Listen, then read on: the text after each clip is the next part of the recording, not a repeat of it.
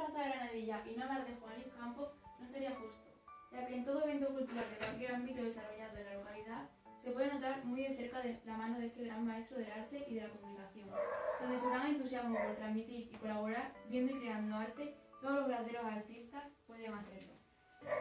Ahora nos gustaría que te presentaras a ti mismo, como si de otro artista se tratara, con esa destreza que tienes llegando a través de tu elocuente don de la comunicación, nos transmita y nos haga llegar como el verdadero Juan Luis Campos que siente y que quiere transmitir con su obra. Que me presente yo a mí mismo. Yo soy una persona muy sencilla, como persona soy una persona muy sencilla. La faceta artística son otras personas las que la van a valorar. Yo, como persona, soy uno más de este pueblo y sencillamente me dedico a hacer algo que se hace nada más, ¿no? De pueblo. Es muy difícil presentarse uno mismo como persona y como artista. Su vena artística, ¿de dónde cree realmente que le viene? Eso desde la niñez. Yo tengo un recuerdo que siempre me ha gustado mucho y lo mantengo ahí. Mi abuela cosía, mi abuela y mis tías cosían. Y mi madre cuando iba a lavar, aquí en los pueblos se lavaban en el río. Y me dejaban allí al cuidado y me metían en un barreño. Mi abuela y mis tías mientras ellas estaban cosiendo. Y para entretenerme me daban un papel y un lápiz. Y yo antes de hablar empecé a dibujar. Y cuando querían saber algo de lo que había hecho o querían que yo les contara algún chisme que había ocurrido en casa, me decían, Juan Luis, ¿dónde has estado? Y yo cogía y se lo dibujaba. Antes de empezar a hablar, ¿eh? O sea, y creo que de ahí un poco empezó la cosa. Siempre se me ha dado mejor la pintar que hablar. Aunque hablo mucho. ¿Un artista para usted nace o se hace? El artista, vamos a ver, es que esa es la... Mira, anoche presentamos una exposición en Proyecto M y precisamente es algo de eso. La palabra artista está muy manoseada. Y es muy subjetivo lo de ser artista o no ser artista. Un pintor se hace o nace. Un artista se hace o nace. Es que claro, vamos a separar los dos elementos. Un pintor se forma. Un artista podría nacer. Pero como vivimos en un mundo donde todo es muy subjetivo, todo es de consumo rápido, al final todo el mundo es artista, todo el mundo quiere ser artista y además con los chismes que tenemos últimamente, todo el mundo es director de cine, todo el mundo hace un súper corto, todo el mundo hace... Entonces es difícil saber si el artista nace. Es difícil, te digo que es muy difícil.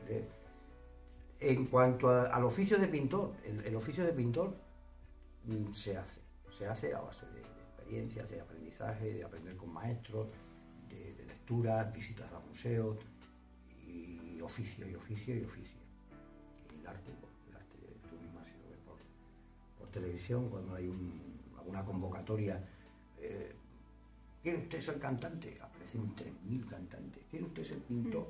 Aparecen 4.000, 5.000 o 6.000. Menos músicos de piano, que creo que son 13 años, y nadie quiere estar 13 años estudiando.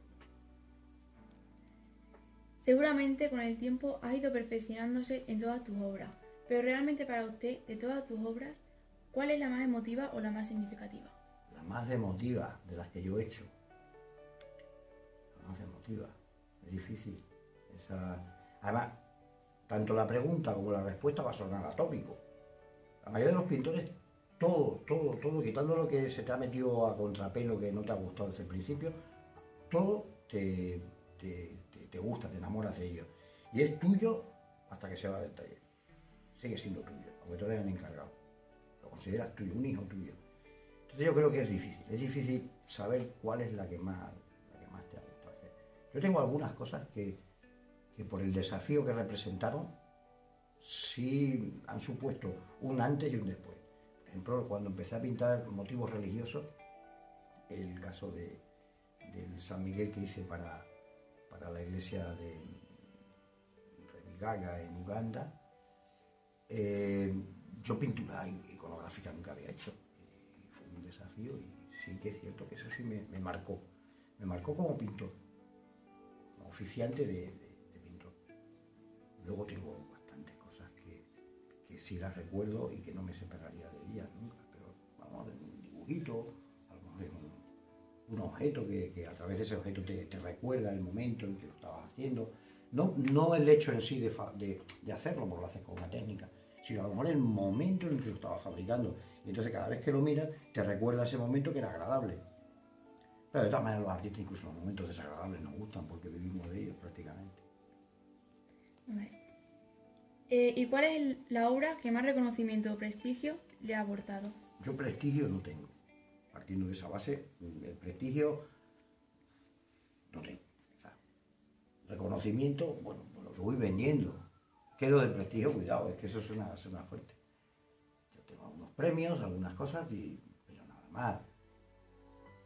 Obras que me hayan dado a conocer. Cuando he ilustrado libros, por ejemplo, libros de mi buen amigo, el poeta José Antonio Cáceres Peña, todo lo que era la serie de ilustraciones fuimos exponiéndolas y sí que trascendieron y además se utilizaron individualmente como herramienta expositiva. Y esa obra sí tuvo bastante repercusión y para mí como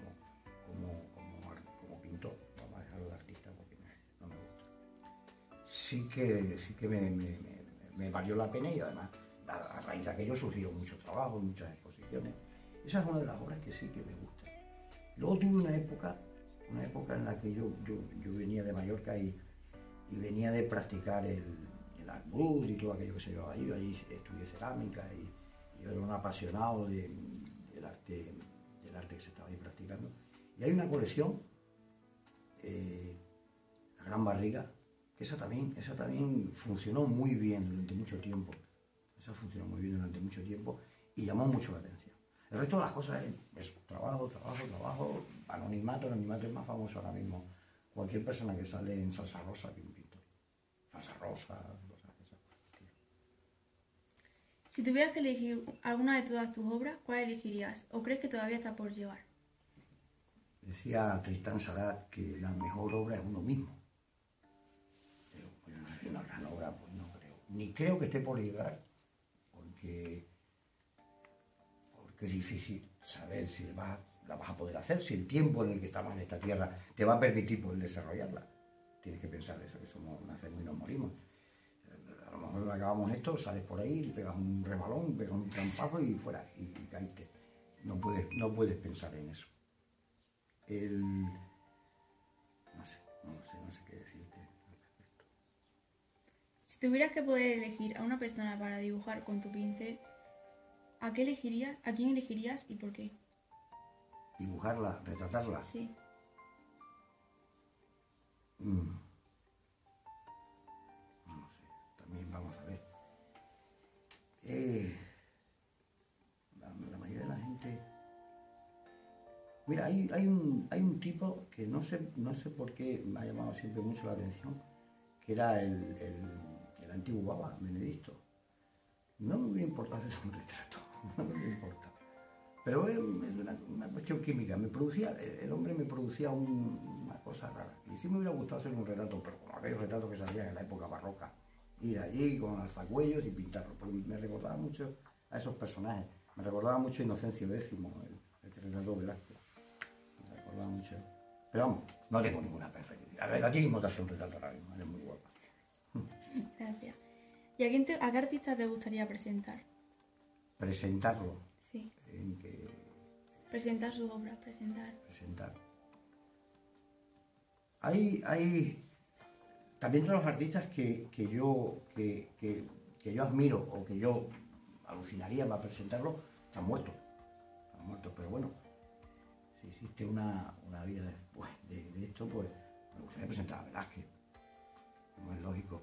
Velázquez para mí, y además yo esto lo aconsejo a todos mis alumnos, Velázquez para mí, cuando se aprende a pintar, es un referente. Y tanto como persona, porque era un tipo muy neutro, era un tipo del que conocemos muy poco de su vida.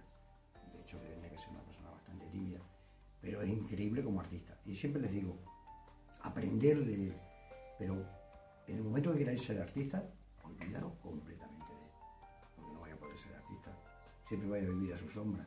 Entonces, sí sería un tipo interesante de tomarte unos vinos con él y presentarlo en alguna exposición. Sería bastante interesante. Para usted, ¿quién es el verdadero maestro de la pintura española y en quién te fijarías? Pues mira, estábamos hablando hace un momentito. De verdad que... Ya no solamente de la pintura española, podríamos decir que es el monstruo de la pintura universal, una sola obra de él. Aunque no lo hubiera, bueno, de hecho no la firmaba. Tienes que pensar, si vas al Prado, que Velázquez nunca firmaba sus obras. Don Vicente de Carducho siempre le decía, coño, claro, tú eres un engreído, no firmas, ¿por qué no firmas las obras? Yo no las firmo porque todo el mundo va a saber quién era yo. Una sola obra de Velázquez, una sola obra que hubiéramos encontrado en un desván de cualquier casa de Velázquez, automáticamente hubiera pasado a ser una primicia internacional, aunque Velázquez no lo hubiéramos conocido. Sus pinceles estaban tocados por algo, era un tipo muy especial a la hora de pintar. Ya te digo que él mismo también lo sabía, porque el ejemplo era que él no firmaba, sencillamente dejaba un trocito de papel en un rincón de los cuadros, y sin ningún tipo de problema. Cualquier obra de Velázquez hubiera pasado a la historia de la pintura internacional. Cualquiera de ellas. ¿Quién te gusta más, Monet o Picasso?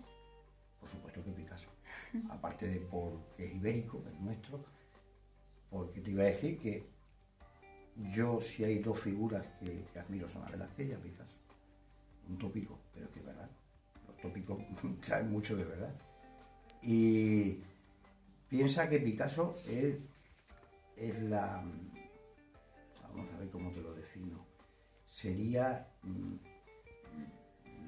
lo hispánico, la fuerza, la garra. Piensa que Picasso es un tipo que pinta desde muy pequeño.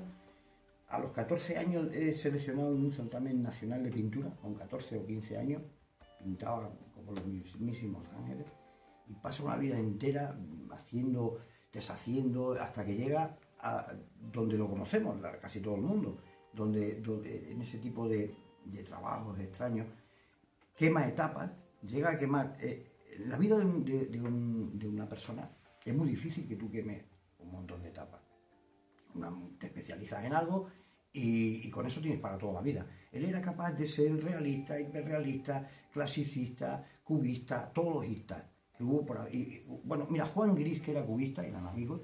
Juan Gris pasó toda su vida siendo cubista y le faltaron años. Pablo Picasso le cerró las puertas al cubismo en unos años y le dio tiempo a seguir siendo otroísta. Pablo Picasso, creo que me quedaría con Pablo Picasso, me quedaría con él. Y representa la península, representa, para mí es muy ibérico, es un personaje que tiene esa fuerza, sí, la expresión sería ibérica, ese ADN que tenemos nosotros, lo sabía plasmar, lo sabía representar. Y su presencia por París se le notaba, la gente lo notaba. Si tú lees biografías de Pablo Picasso, tenía esa fuerza que emanan esos personajes inteligentes, duros. Creo que me quedaría con él. Según nos hemos informado, usted es un gran lector. ¿Cuál es tu libro preferido? Pues tengo mucho.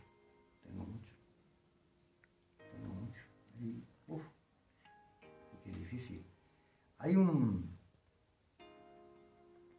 libro que me llamó mucho la atención, mucho la atención, que es un libro de, no recuerdo de Bulgakov, Margarita y el maestro. Lo leí cuando era un chaval y luego lo he utilizado, lo he ido siempre seccionando porque me hacía mucha gracia. Es una visita del demonio a la tierra con una troupe de ayudante. El demonio es un mago, es Volán, se llama Volán, y va con un gato que se llama Popota, Asáselo. Hay una serie de personajes que son increíbles. Y es una novela increíble y siempre me gusta porque era de un surrealismo casi enfermizo, pero increíble. Y cuando eres adolescente tú empiezas a mirar eso y más que yo ya me iba decantando por ese tipo de pintura, me gustó esa novela. Y la tengo por ahí, la tengo siempre a mano porque a veces la abro y cualquier pasaje de la novela me gusta. Incluso cuando están en el teatro, porque además, mira, digamos la historia, la trama de la historia está en Rusia después de la revolución bolchevique, y el autor, él de por sí acabó deportado en un campo de Siberia. Él hace una crítica social sobre la propia revolución, los comisarios y todo esto, ¿no? Y el demonio, el Volán, el mago, aparece un buen día en Moscú, y da una gran función donde hipnotiza a todos los espectadores y los hace desnudarse, los hace creer que van vestidos con grandes ropajes, los llena de rublos, de dinero, ¿no? Y dan trozos de periódico, la gente salió de allí totalmente hipnotizada. Y tiene la novela, es una dicotomía entre el Moscú de la revolución bolchevique, cuando ya está establecida, y nos encontramos una historia paralela que es la muerte de Cristo. Van paralelas en la misma novela y te vas saltando de un lado al otro. Y es increíble cómo Poncio aparece en uno de los pasajes y vuelve otra vez a saltar a Moscú, vuelve otra vez a la Palestina de aquel momento. Y ese es uno de los libros, no mi favorito, sino que más me llamó la atención. Porque mi favorito, para mí, todo lo que esté escrito desde la dignidad y desde la honradez merece la pena ser leído. ¿Qué libro estás leyendo ahora? Tengo ahora mismo empezado unos cuantos, ahora no te podría decir ahora mismo. Tengo un montón de ellos empezados. Muchos. Creo que tengo 10 libros empezados. ¿Lo lees todo a la vez? Sí. Nos has descrito antes a Juan Luis Campos, pintor. ¿Cómo describirías tu lado más humano? Pues estoy en esta época de mi vida, ahora que he pasado el medio siglo, pues no más de medio siglo. He llegado a ese punto en el que solamente me interesa que a la gata no le falte la comida, salir al jardín, relajarme, quedarme mirando cómo florecen los árboles, jugar. Eso me gusta. Creo que es una etapa de paz interior. Pero es porque voy viejo. Y empiezo a darme cuenta porque mi abuelo, mi padre, llegaba un momento y decía, tú déjame a mí en paz aquí en el huerto. No quiere decir con eso de que no vaya a mis exposiciones, de que no vaya a mis inauguraciones, que voy, pero soy feliz. Y en la etapa en la que yo me encuentro ahora es de auténtico bienestar conmigo mismo. Sigo en el jardín, hacer cosas muy comunes, muy cotidianas. Ha sido un verdadero placer, Juan Luis, el haber podido entrevistarte. Muchas gracias por aceptar la entrevista de Entre Líneas. Gracias.